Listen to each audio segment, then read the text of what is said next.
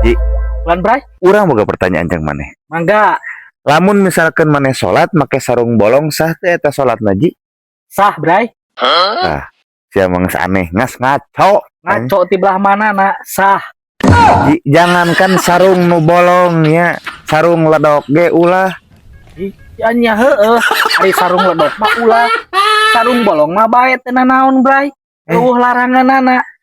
Ya, batasan urang teh salatnya arek netepan teh meureun ti tuur ti handap nepi kana bujal. Lamun misal bolongna di tengah-tengah kumaha atuh teh sah salatna atuh.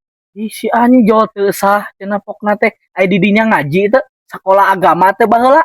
Sekolah agama jeung ngaji aing ngaji. Berarti di dinya mah tara make sarung. Oh, sok malah kan aing tar make calana langsung make sarung Ji. Justru mun misalkan di dinya salat make sarung pasti apa? Di mana-mana mun salat kudu pakai sarung anu bolong. Ameh sah salatna. Beungeut maneh hurung. Beungeut maneh taruhai. Oh, iya Ji. Ah, mana bener-bener di mana-mana ya lamun urang make sarung teh ulah nu bolong. Kudu anu bolong. Nah, kunaon kudu make nu ulah nu bolong? Ya, Make nu bolong. kudu anu bolong atuh ameh sah salatna. Sarah di belah mana sih teh? Ya ameh bisa dipake atuh tuh. Mun misalkan sarungna teu bolong rek kumaha makena?